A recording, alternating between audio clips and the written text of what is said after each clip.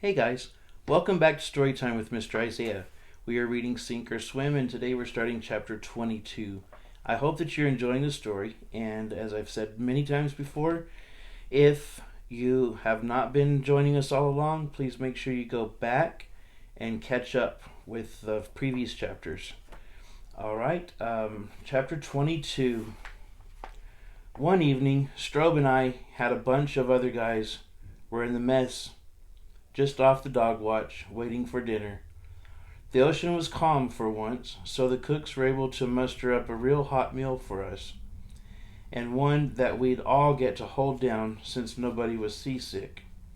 And since the ship wasn't getting bounced around on choppy seas, we didn't have to worry about everything sliding off the tables.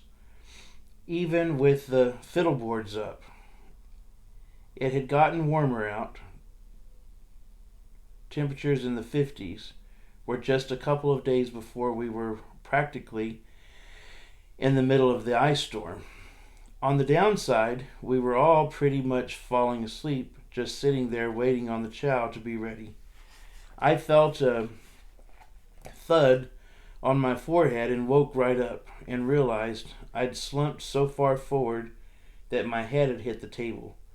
Good thing there wasn't a fork sticking up there, Strobe said, though. I wasn't sure how he could have seen what just happened with his eyes opened to a couple of narrow slits. I lifted my cup of cold coffee and drank some to wake myself up. Wonder how Woody's doing, I said. Yeah, I wonder too, said Strobe. Haven't seen him in probably 3 whole days. You think he's all right? I guess so, I said. All those snipes down there in the engine room, they're all pretty tight with one another, especially since Big Carrot got killed. They didn't get a replacement for him either, just promoted a guy so they're all pulling extra duty, Strobe said. I don't think they mind though.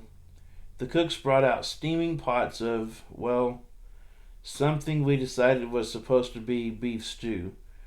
There did seem to be chunks of meat floating around in there, bumping into the occasional canned pea or carrot, and after that was a lot of green stuff that could have been seaweed or colored moss, but we ate it, grateful for a calm ocean, and washed it down with more coffee.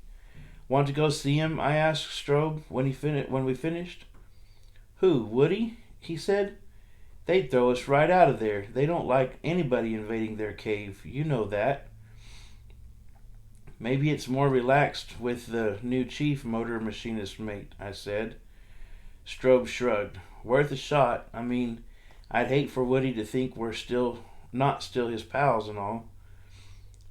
So we made our way back through the bowels of the ship to the engine room, and as it turned out, nobody said anything to us.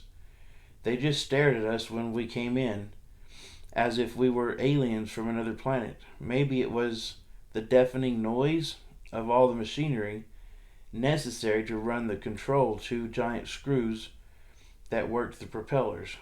Maybe it was the fact that most of the snipes hadn't seen daylight or anybody besides their fellow grease-smeared snipes for a couple of days. Or maybe they were just as tired as the rest of us, as desperate for a good long sleep, and knew they weren't going to get it for weeks to come. Strobe and I waved, taking the friendly approach, and then we went looking for Woody in their sleeping quarters, which was where we found him, asleep in his bunk, snoring, though we could barely hear him over the din from the main engine room on the other side of the bulkhead. We were just about to wake him up when the squawk box blasted the call to general quarters.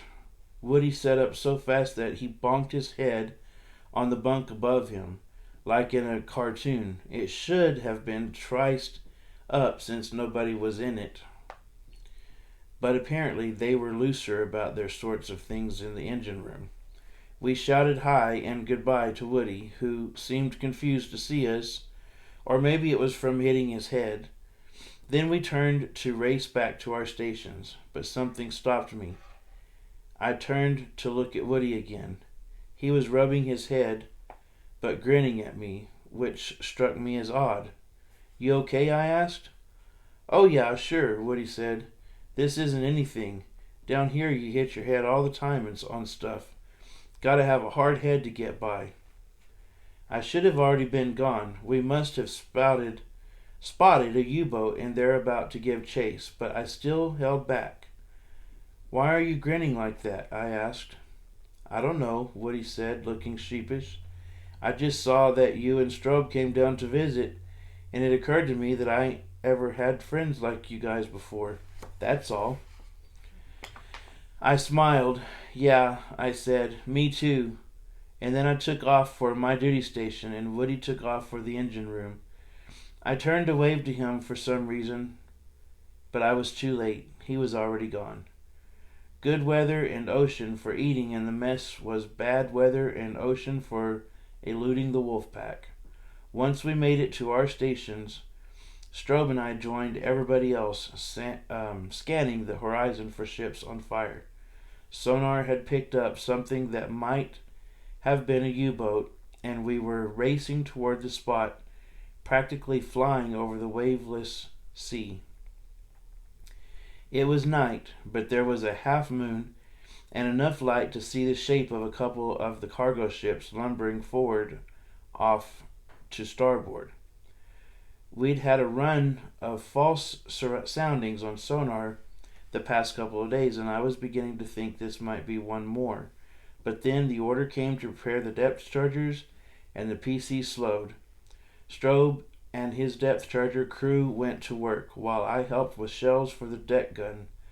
I wished I was on the observation platform instead, because while I trusted the other guys, I was pretty sure I was better at spotting U-boats in open water, or even sometimes just having a feeling, a sensor, for where one might be, even if there was nothing to actually see.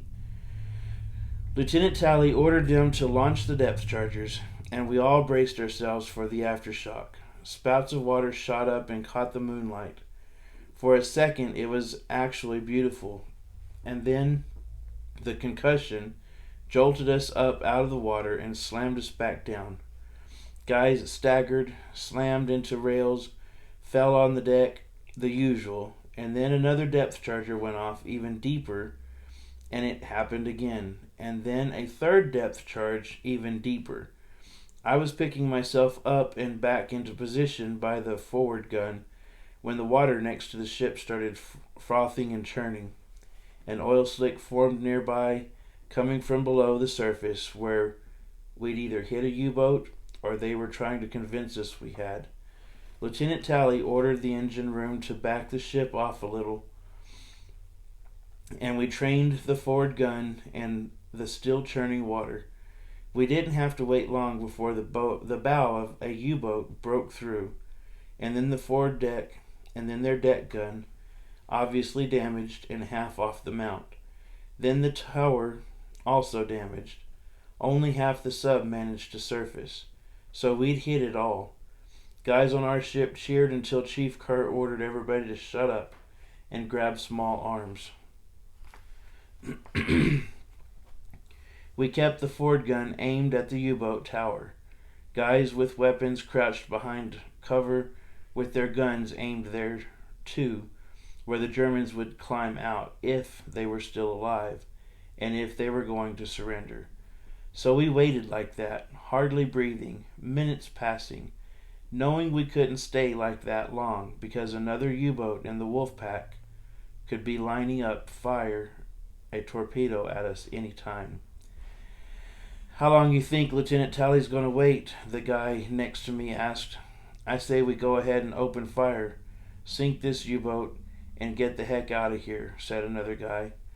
"But they could still be alive in there. Some of them probably are, wouldn't you think?" asked the first guy. "So what if they are?" said the second guy.